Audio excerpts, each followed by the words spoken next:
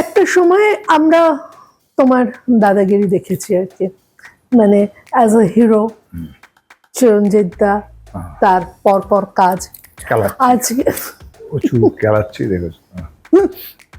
আজকে সেই চিরঞ্জিত চক্রবর্তী একদম লিগ চেঞ্জ করে বিভিন্ন অন্য মানে এমন এক একটা করে লিগটা কিন্তু সম্পূর্ণ চেঞ্জ করে নীরজ বাদুড়ি এই তো করছি রোজ রাত্রিরে শুটিং চলছে, মানে একদিকে ওটিটি কাঁপাচ্ছে, একদিকে আবার ছবি আর কি ভূত প্রেত নিয়ে কাজ করছি, মন্ত্র করছি, হয়ে যাচ্ছে এইসব হচ্ছে সেসব করছে।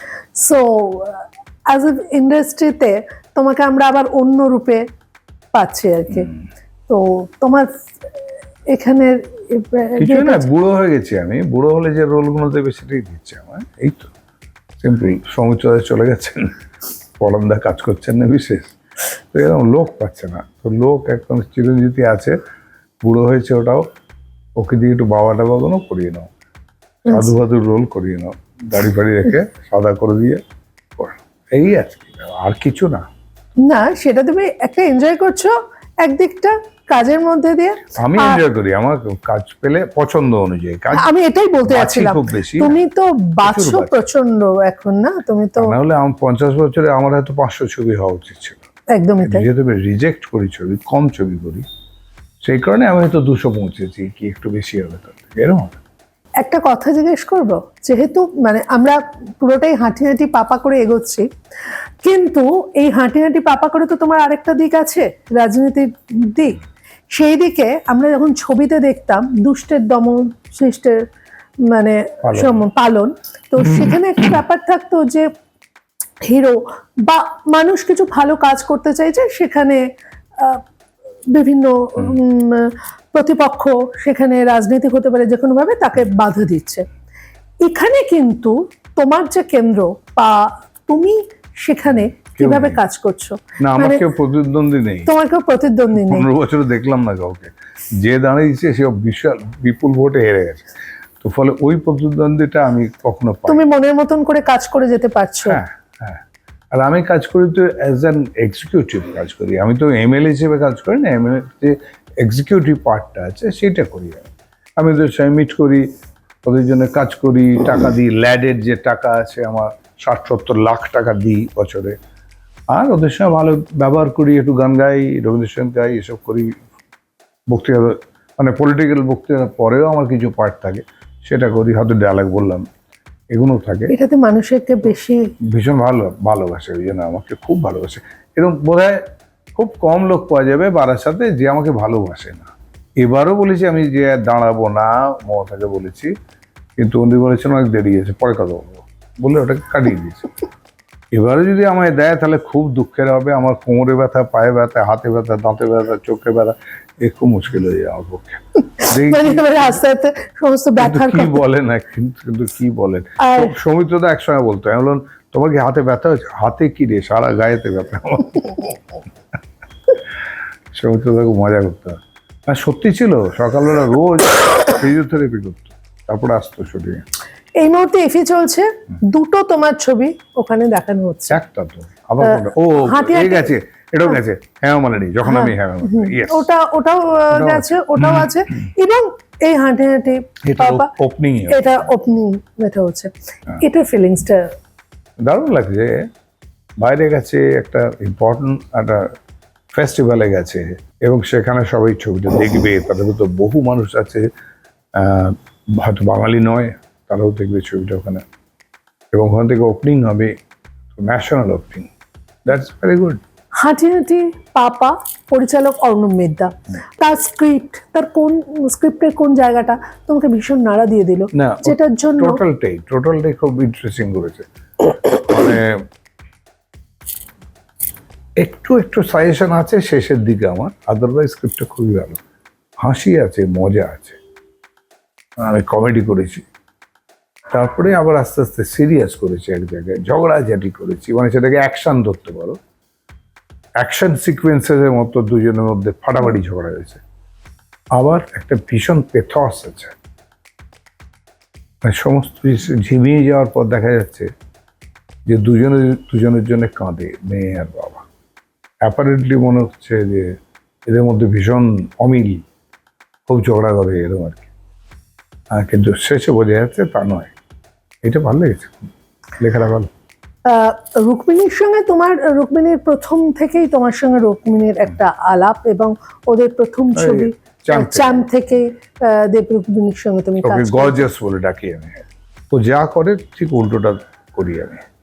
ও একটা ফ্রিজ এসি এনেছে, এসি এনে আমি অবাক হইলাম, এসি কেন কিনলে? আমার দরকার আছে। লোকটাকে বললো এখানে লাগাও, আমার ঘরে লাগাচ্ছে, মানে আমার ঘরে এসি নেই, ওর ঘরে এসি আছে, আমি লাগাতে দিইনি আগে, এবার জোর করে লাগাচ্ছে। আর সেই এসি যে লরিটা করে এনেছে ছোট একটা ছোট হাতি, সে আমার আবার টবেতে মেরে ভেঙে দিয়েছে টব, তার সঙ্গে ফাটাফাটি ঝগড়া আছে আমার। তার এতে পুরো লরিটাতে আমারই ছবি টাঙানো আছে, কিছু করতে কেউটের, আমার মুখ টুক লাগানো আছে, অ্যাজ ইফ আমি ওটা নই, এরকম হচ্ছে ও আর কি। ও আবার আমার মতো কথা বলছে, মানে আমি যেরকম বলি না, কিন্তু যেটা আমার চলে কথা বলা, এরকম নাকি আমি বলি, সেরকম কথা বলছে। এসব হচ্ছে টপ ভেঙেছে বলে তার সঙ্গে ফাটাফাটি ঝগড়া টগড়া করলাম। সেই ছেলেটা মালটা নামিয়ে দিয়ে গেলো, একজন লাগাতে এসছে, সে বসেছে, মেয়ের ফোন এলো, মেয়ে দেখিয়ে দিল এইখানটা লাগাও। আমি একটু আপত্তি করলাম, তারপরে শুনলো না। তারপরে লোক যখন লাগাচ্ছে, মেয়েটা তখন অফিস থেকে ফোন এসছে, খুব ইম্পর্টেন্ট কাজ, বললো বাবা পাপা এখানে আছো না? হ্যাঁ, তাহলে একটু দেখো, ও লাগাবে এটা, তুমি ডিস্টার্ব করো না কিন্তু। না না, আমি কেন ডিস্টার্ব করবো, কিছু এরকম বললাম। যেই বেরিয়ে গেল, লোকেশন চেঞ্জ, এই ব্যাক খুলো না এখানে, আমি দেখাচ্ছি কোথায় খুলবে, ওটো বন্ধ করো, হ্যাঁ ওটো। এবার আমার চললো মাস্তানি আর কি, নিয়ে গিয়ে অন্য জায়গায় লাগিয়ে দিয়েছি। ও ফিরে এসে দেখলো একটা অন্য জায়গায় লাগানো আছে, খাবার ঘর তার উপরে লাগিয়েছি। ও এসে দেখে বললো এটা কি? এসি? জানি না, এসি বললো না এখানে কেন? আমি বলেছি বলে, মানে এরম আমাদের মধ্যে চললো। এই থেকে একটা বিরাট ঝগড়া ছিল। তারপরে ও কাঁদলো, আমিও কাঁদলাম, দুজনে দেখলাম না কিন্তু কে কাঁদছে, এরকম দর্শক দেখবে। মানে আমাদের এই মুহূর্তে না টালিগঞ্জে অনেক কিছু সমস্যার সম্মুখীন, কিন্তু তার মধ্যে দিয়ে ছবি এগিয়ে চলেছে। তোমাদের সময়ও নানা রকম সমস্যা হয়েছে, কিন্তু এই সমস্যা একজন সিনিয়র মানুষ হিসেবে, একজন টালিগঞ্জে দীর্ঘদিন কাজ করার যে তোমার যে উপলব্ধি, যেটা বাচ্চারা হয়তো এখন সেটা বুঝতে পারছে না, তুমি তাদেরকে কি সাজেশন দেবে? আসলে কি হচ্ছে, পলিটিক্যালি এই হয়ে গেছে, একটু ইনফেক্টেড হয়ে গেছে ইন্ডাস্ট্রি। পলিটিক্সের ভাগ আছে, সেটা এখানে বেশি কাজ করছে, আগে এতটা কাজ করতো না। করতো, সিপিএম এর সময় করতো, অনেক লোক কাজ পেত না, সিপিএম মনোভাবী নয় বলে এরকম হতো, এখনো হয়তো কিছুটা সেরকম হচ্ছে, কিন্তু এটা ছিলই। সেই জন্যে আমার যেটা মনে হয় সেটা হচ্ছে এই একাডেমিটা খুব উল্লেখযোগ্য। একাডেমির মতো ছবি হোক, এই যে সেট আপ কর্পোরেট রিলিজ, যেটা অন্য ছবি হচ্ছে, সেরকমভাবে সেগুলো রিলিজ হয় না, সেগুলো হয়তো ইউটিউবে যায়, সেগুলো তো ফেস্টিভ্যাল ফিল্ম হিসেবে ট্রিটেড হয়, এরকম হয়। কিন্তু এই ছবিটাকে বানালো যেভাবে, সেটা হচ্ছে এই ধরনের একটা অ্যামেচারিশ প্যাটার্নে, কিন্তু দিয়ে দেওয়া হলো একজন প্রডিউসার, রেগুলার প্রডিউসারের কাছে, তখন কর্পোরেট হয়ে গেল সেটা।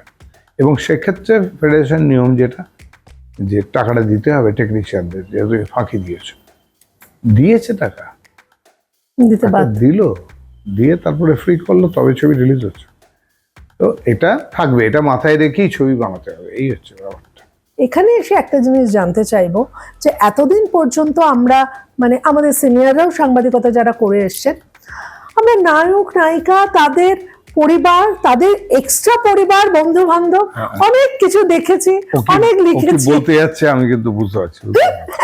কিন্তু আজ পর্যন্ত তোমাকে নিয়ে, শুধু তোমাকে নিয়েই লিখে যেতে হলো, এক্সট্রা কলম আর লেখা গেল না। সেই জন্য আস্তে আস্তে আমি পড়ে গেলাম, বুমা 1 নম্বর হয়ে গেল, কারণ আমার কোনো গসিপ তৈরি হলো না, আমার নামটা আর বাড়লো না, ছড়ালো না, একটু মুশকিল হয়ে গেল।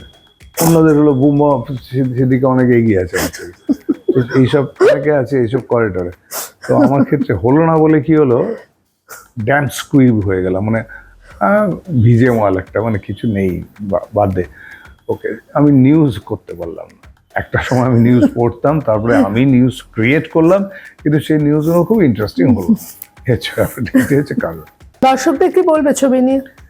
ওই হাঁটি হাঁটি পাপা গুটি গুটি করে ঢুকুন হলে, গিয়ে টিকিট কাটুন, সামনের সিটে বসুন, মানে সামনে যে সিটগুলো আছে তাতে বসুন, বসে ডেফিনেটলি হাঁটি হাঁটি পাপা দেখুন। বাংলা ছবির পাশে দাঁড়ান, বলবো না, কারণ পাশে দাঁড়ালে দেখতে পাবেন না ছবিটা। সামনে বসুন, সামনে ছবি দেখতে পাবেন, ভাল লাগবে ছবিটা। সুন্দর ছবি হয়েছে, আমরা বানিয়েছি। মা, মেয়ে আর বাবার গল্প, আমি আর রুক্মিণী। তাই একটাই অনুরোধ, পরিবারের সকলকে নিয়ে হলে আসুন, দেখুন হাঁটি হাঁটি পাপা, সকলে মিলে এনজয় করার একটি ছবি।